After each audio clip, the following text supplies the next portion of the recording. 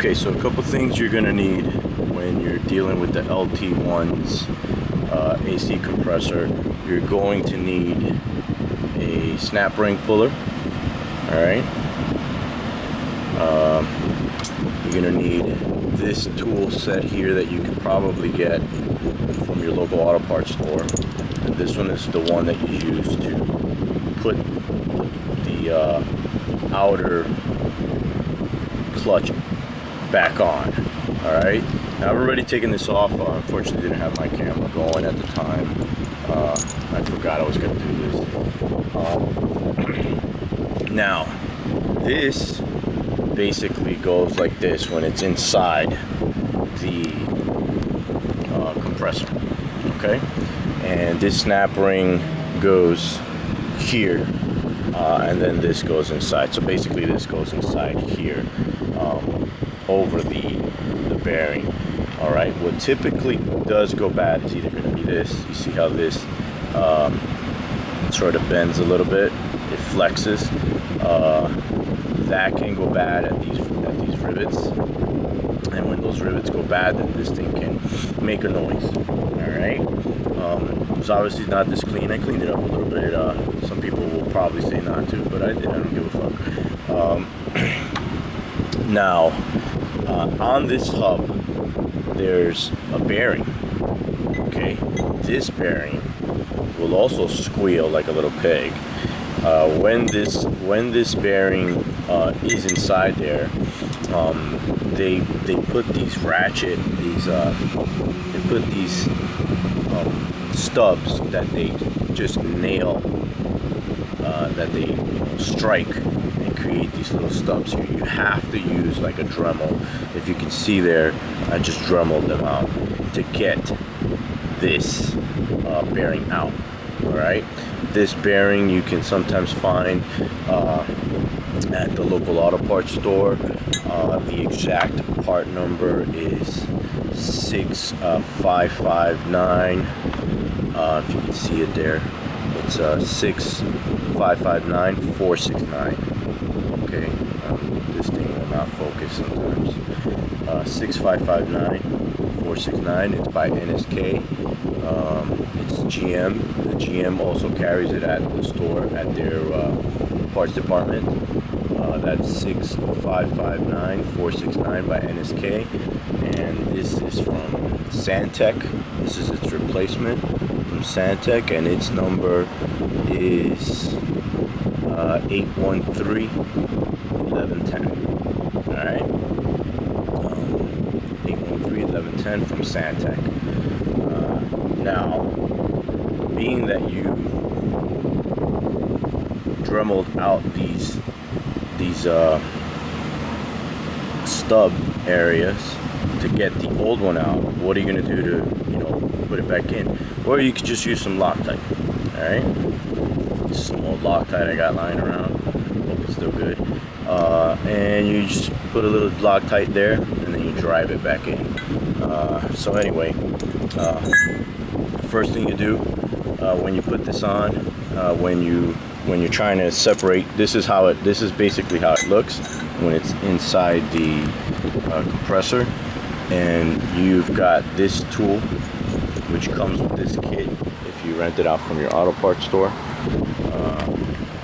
You've got this tool, and you place this inside there. This has a screw. You see the big, there's two components here. There's this driving bolt, and then there's this nut. This nut nuts right into that. Okay, so the first step is you're going to be slipping this on as tight as possible, and then you're going to be driving this in, which infers that this gets driven out. See, this starts to pop out. When it's all said and done, it will just slip right off. All right, there's a key in there. If you look closely, there's a key in there that goes into the crank of the compressor.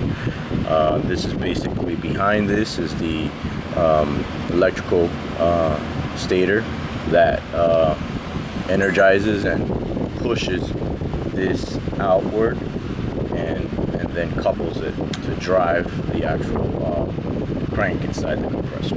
All right?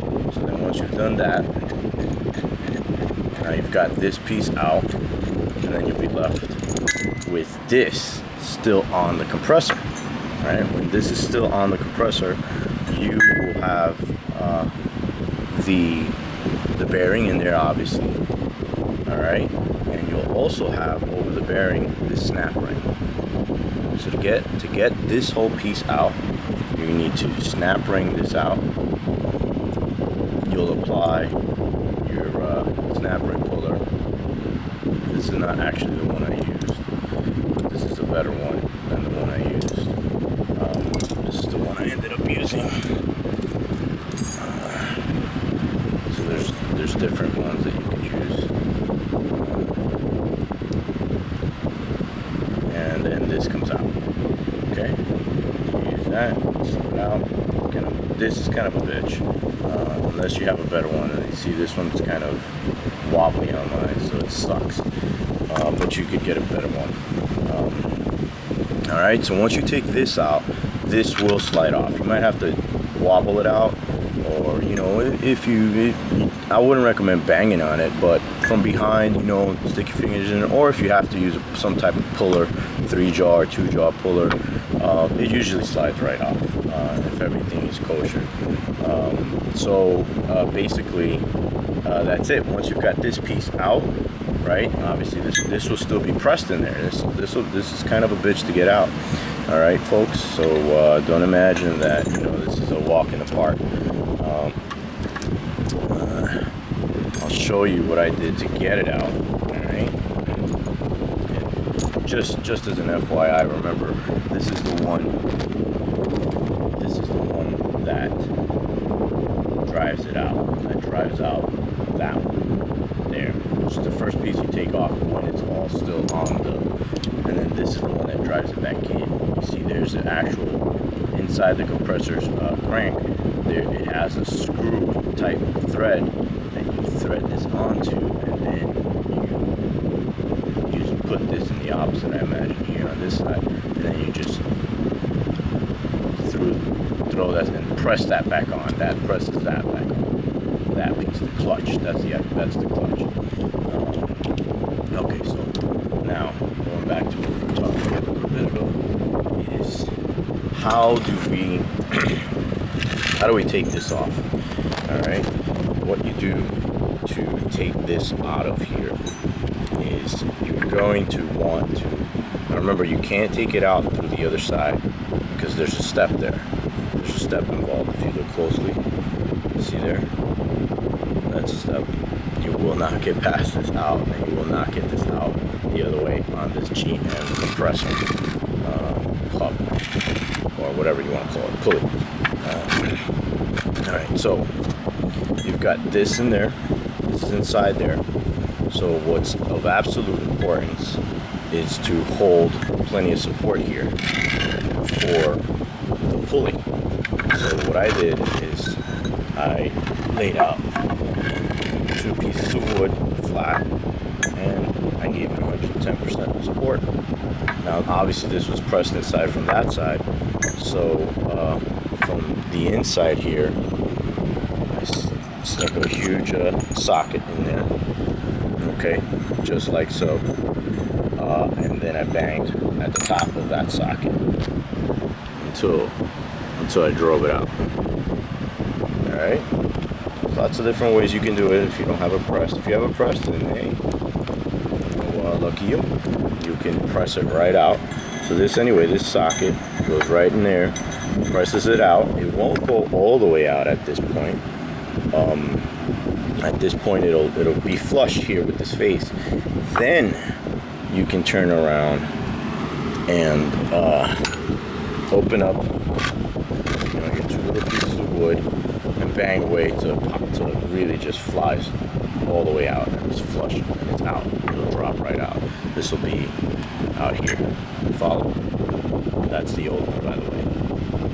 That was actually wobbly and making a whining noise. Sometimes there's other reasons for whining noise on these, but in my opinion, I think that it was the bearing. Right? So now to drive it back in, which is what I'm doing today, is you have to be really careful, because as you can see, this area here, this inner hub area, is not flush with the rest of it. So what's going to happen is if you bang away like this, you could actually end up breaking this off here, and you're going to need a whole new clutch kit instead of just getting away with replacing the bearing. Okay, so you need a support system back here, some type of a support system, any kind of support system. In my case, this came with the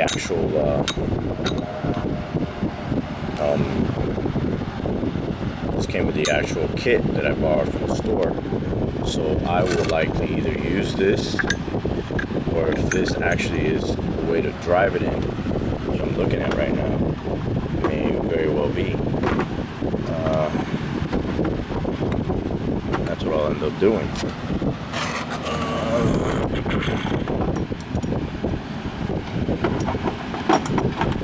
It does not look like that's the case. It's interesting.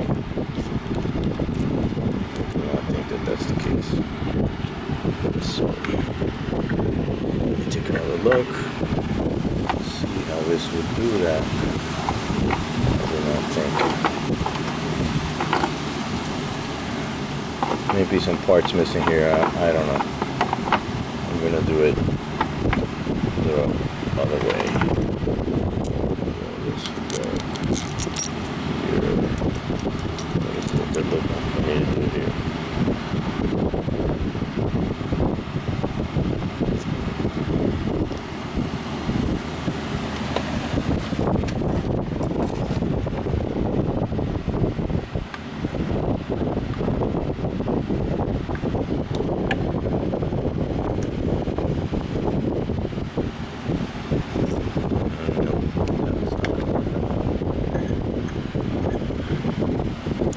Anyway, to drive that into place, you would definitely want to have some type of support back here.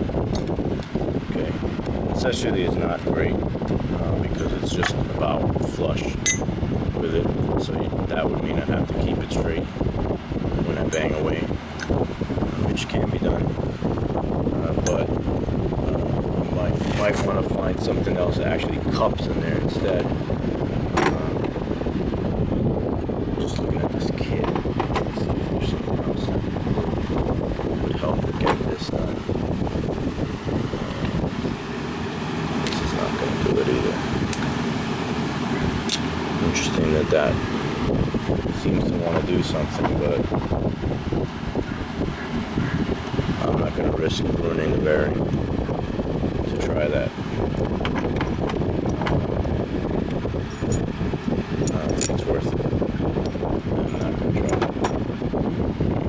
So I'm just going to go ahead and try to line that up there the best you can. And once you've got this underneath that, and you've got the bottom of that supported, you can go ahead and use the old bearing to bang with.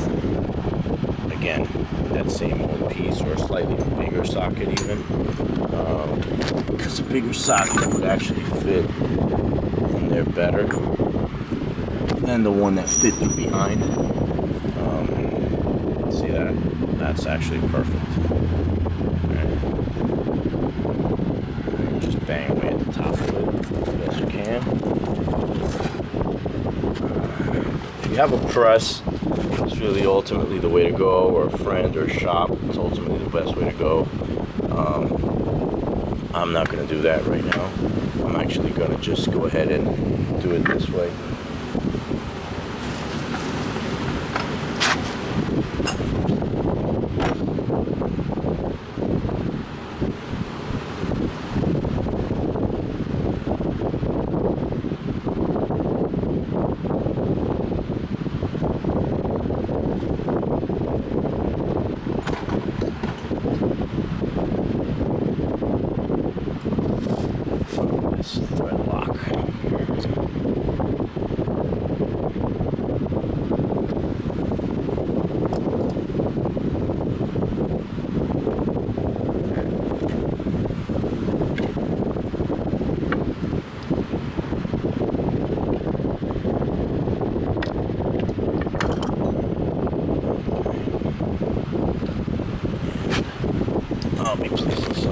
thread lock on this side.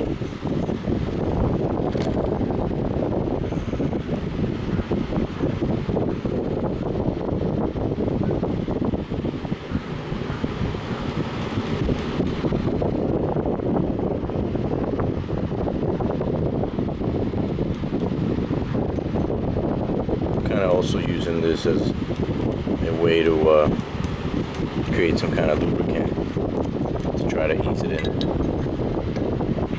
For sure it's going to be a bitch.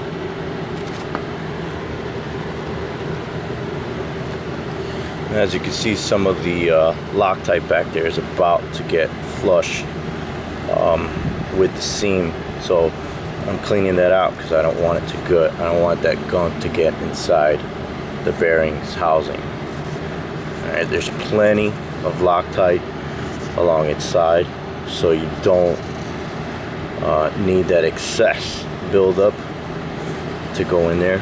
Still needs about, I don't know, maybe less than a 1/4 inch to get to the top there. So it's almost in.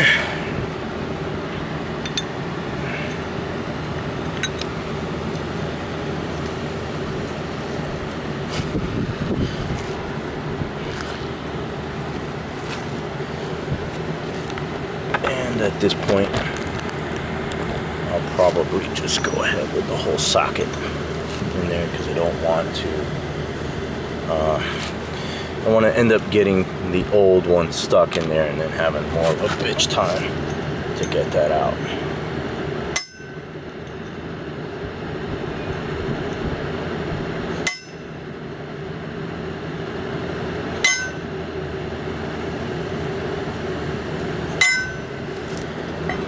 I'm pretty sure that was top. Yeah, you see? At this point, it's flush with its top. The bearing is successfully in there. You're better off going with a press or a friend or a shop. Sometimes these fucking shops, though, they try to make this an expensive ordeal. But anyway, that's how you can get by. I'm sure, you know, there's other methods, but this is the way I did it. And now I'm going to put this on. Like I said, don't forget to put the support behind this.